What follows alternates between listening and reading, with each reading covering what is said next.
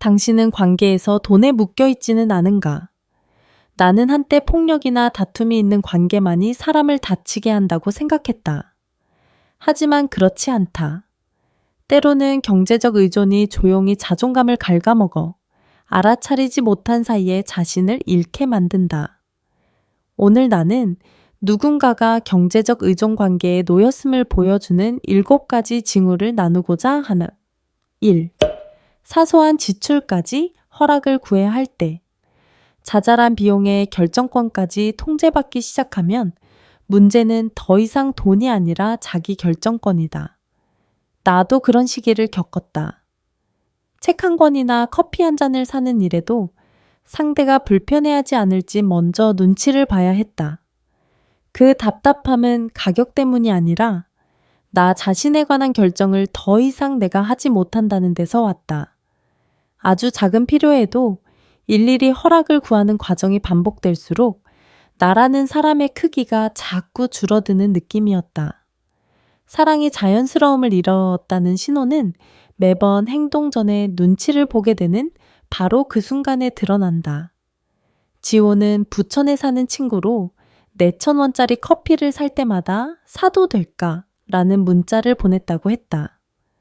처음엔 부부 사이의 예의라고 여겼지만 그 문자는 점점 자유의 온도를 가늠하는 시험이 되었다. 한 번은 미리 말하지 않고 커피를 샀다가 요즘 좀 펑펑 쓰네 라는 가벼운 타박을 들었다 농담처럼 들렸지만 그 말은 오래도록 마음에 남았다. 그날 이후 그녀는 자신을 기쁘게 하는 사소한 일조차 주저하게 되었다. 결국 그녀가 잃은 것은 돈이 아니라 자신의 목소리였다. 허락을 구하는 행위 자체가 잘못은 아니다. 그러나 그것이 모든 기본적 필요에 대한 자동 규칙이 된다면 당신은 모르는 사이 점점 더 작아지고 있을지 모른다. 더 위험한 지점은 상대의 금지가 아니라 내가 나를 금지하기 시작할 때다. 모든 일에 먼저 허락을 구하는 습관이 굳어지면 결정하는 힘과 자기 직관에 대한 청인청인에 대한 신뢰가 쇠약해진다. 나는 스스로 선택할 수 있다 라고 말하는 순간 비로소 자유의 문이 다시 열린다. 2번째 지원이 끊길까 두려울 때. 나는 한동안 누군가의 경제적 도움에 의존해 살던 시기가 있었다. 불편한 말을 하고 싶을 때마다 이 도움을 잃으면 어쩌지 라는 생각이 먼저 올라왔다. 그건 더 이상 감사가 아니라 생계가 끊길지 모른다는 공포였다. 재정 지원이 나눔이 아니라 관계 유지를 위한 조건으로 변할 때 끊길까봐 라는 두려움은 나를 침묵 속에 가둔다. 겉보기에 다정해 보여도 그것은 친절로 포장된 권력일 수 있다.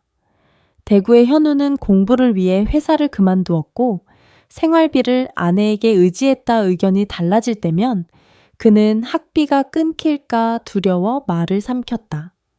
그는 남의 호흡으로 사는 기분이라고 말했다. 숨을 들이쉬어도 겁이 나고 내쉬어도 불안한 느낌이었다.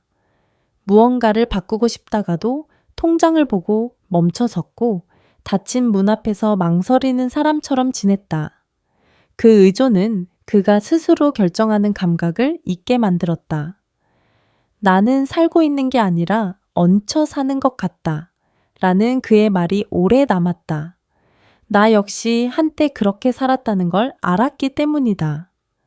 누군가의 돈에 기대어 살면 안전함과 맞바꾸어 자신의 목소리를 내주기 쉽다, 보호받는다고 믿었지만 사실은 타인의 안전지대 안에 갇혀 있었을 뿐이었다. 그 안전은 환상이었다. 그 환상은 나를 제자리 걸음하게 만들고 홀로 걷겠다는 생각만 해도 두렵게 만든다. 지원이 통제의 레버로 바뀌는 순간 사랑은 이미 변질된다. 진짜 사랑은 상대가 제 발로 설 수 있도록 돕는다. 의존을 길들이지 않는다. 자립은 단지 돈을 버는 능력이 아니라 자신의 목소리와 품위를 지키는 일이다. 3번째, 자신의 필요를 솔직히 말하지 못할 때. 나는 욕심부린다는 평가가 두려워 오랫동안 입을 다물었다. 말은 줄고 웃음은 늘었고 갈등을 피하려고 작은 바람들마저 숨겼다. 하지만 참을수록 거리는 멀어졌다. 침묵은 평화를 지키는 방법이 아니라 자신을 거부하는 또 다른 방식일 때가 많다. 필요가 묻히면 서운함은 퇴적되고 언젠가 폭발처럼 튀어나온다.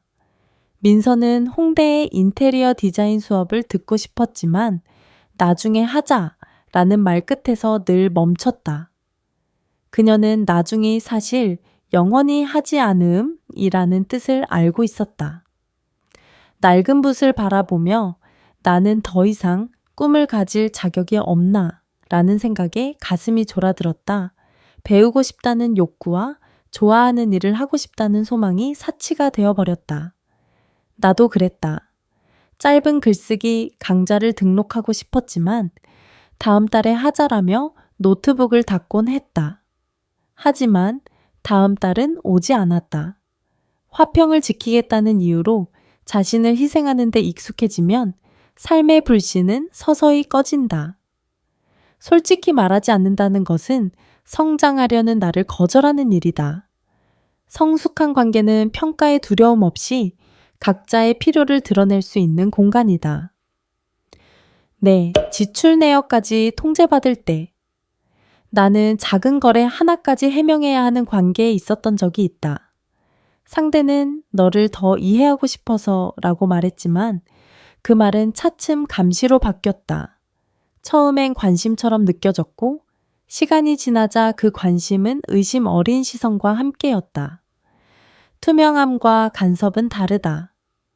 투명함은 신뢰를 쌓지만 간섭은 의심을 키운다. 많은 사람이 통제를 관심으로 착각한다. 나 역시 그렇게 스스로를 달랬다. 그러나 안전해지기 위해 통장을 검사해야 하는 사랑은 사랑이 아니다. 소호지는 남편이 마음 놓이게라며 매일 밤 은행 앱 화면을 캡처해 보내달라고 했다고 말했다.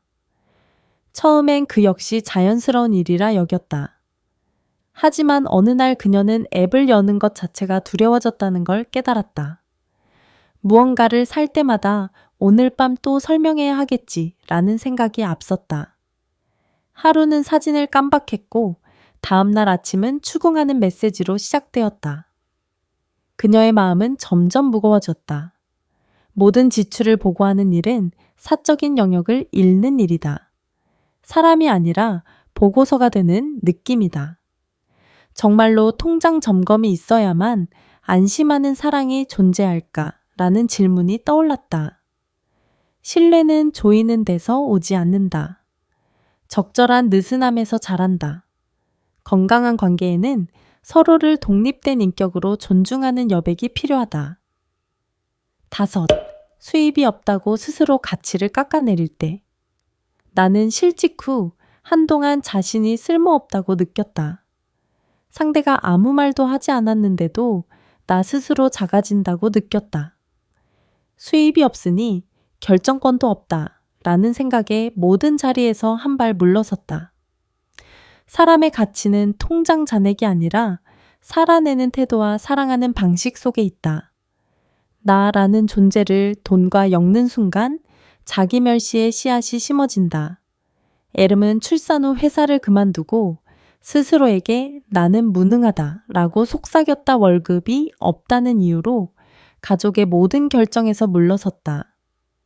아이에게 새 신발을 사주고 싶었지만 안 사도 되지 라고 자신을 눌렀다. 그 말은 신발이 아니라 자신에게 한 거절이었다. 그럴수록 그녀는 자기 집에서 점점 더 투명해졌다. 나도 그 마음을 안다. 텅 빈 계좌를 보며 목이 메었던 날들이 있었다.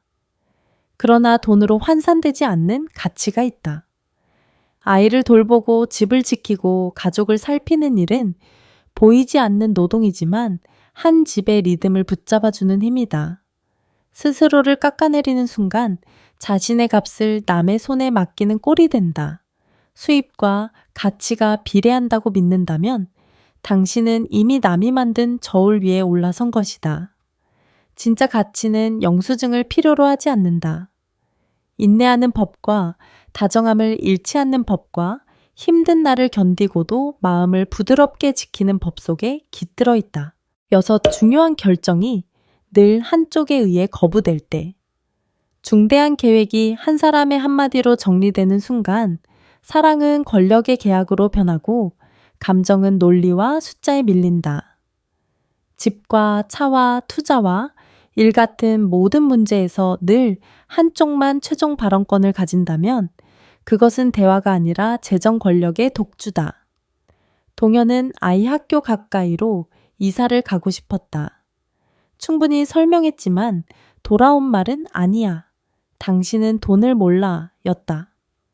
그 말로 모든 것이 끝났다. 그날 이후 그는 더는 의견을 보태고 싶지 않았다. 말이 공중으로 흩어지는 느낌은 사람을 무력하게 만든다. 나도 그런 방에서 메아리처럼 사라지는 말을 해본 적이 있다. 거절의 뒤에는 돈만 있는 게 아니다. 신뢰와 존중의 영역이 줄어드는 문제가 있다. 성숙한 관계는 이기는 사람이 누구냐의 문제가 아니라 함께 답을 찾아가는 과정의 문제다. 재정의 밝고 어둠의 차이는 있을 수 있다. 그러나 결정의 권한은 합의로 나뉘어야 한다.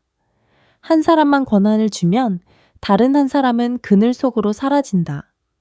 듣고 나누고 책임을 함께 지는 곳에서 관계는 자란다. 7. 떠나려 하면 도저히 살 수 없을 것 같을 때. 어떤 친구는 관계가 더 이상 회복되지 않는 걸 알면서도 떠나지 못했다. 혼자가 되면 생계를 감당하지 못할 것 같은 두려움 때문이었다. 이별을 떠올릴 때마다 가슴이 조여왔다. 사람에 대한 미련이 아니라 생존에 대한 공포가 더 컸다. 월세와 공과금과 재정적 의지처의 상실이 한꺼번에 몰려왔다. 떠나는 상상을 하는 것만으로도 숨이 막힌다면 당신은 이미 재정의 올가미에 묶여 있을 수 있다. 예지는 정신적 학대를 겪었지만 그렇다면 무엇으로 먹고 살지? 라는 질문 앞에서 매번 멈춰 섰다. 구직 사이트를 보고 원룸 가격을 찾아보았지만 컴퓨터를 닫고 한숨을 쉬며 다시 침실로 돌아가곤 했다. 그곳은 안전해 보였지만 동시에 그녀의 영혼을 가두는 곳이었다. 그녀는 떠나지 못했고 조금씩 달아갔다. 나는 친구의 손을 잡고 있던 어느 날 그녀가 나는 외로움이 아니라 가난이 두렵다 라고 말하는 것을 들었다. 그 말에서 나는 멈춰 섰다. 가난은 돈의 부족만이 아니라 내가 설 수 있다는 믿음의 부족이기 때문이다. 두려움은 실제다. 그러나 두려움은 준비하라는 신호이기도 하다. 두려움이 말을 걸 때 그 말은 무엇을 준비할지를 보라는 안내다. 계획은 곧장 떠나기 위한 게 아니라 단단하게 자유의 문을 여는 일이다. 작은 통장 하나를 만들고 돈을 벌 수 있는 기술을 준비하고 평가 없이 들어줄 친구 한 사람을 정하라. 자유는 충동이 아니라 준비해서 온다. 준비는 일자리만이 아니라 내면의 두려움을 돌보는 치유의 과정이기도 하다. 아주 작은 계획 하나도 나는 여전히 선택할 권리가 있다. 라는 기억이 되어준다. 맺으며 나는 한때 사랑만 있으면 된다고 믿었다 하지만 사랑은 자율성을 만나야 쇠사슬이 되지 않는다. 돈은 편의를 살 수 있지만 평안은 오직 자율성이 가져온다. 당신은 허락을 구하지 않아도 당신으로 있을 수 있는 사랑을 누릴 자격이 있다. 여기까지 듣고 있는 당신은 사랑과 자유 사이의 균형을 진심으로 찾고 있는 사람이라고 나는 믿는다. 당신은 약한 사람이 아니다. 단지 너무 오래 버텨서 지칠 뿐이다. 자신이 묶여있다는 사실을 알아차렸다면 그것은 실패의 표시가 아니라 깨어남의 첫걸음이다. 끝까지 들어주어 고맙다.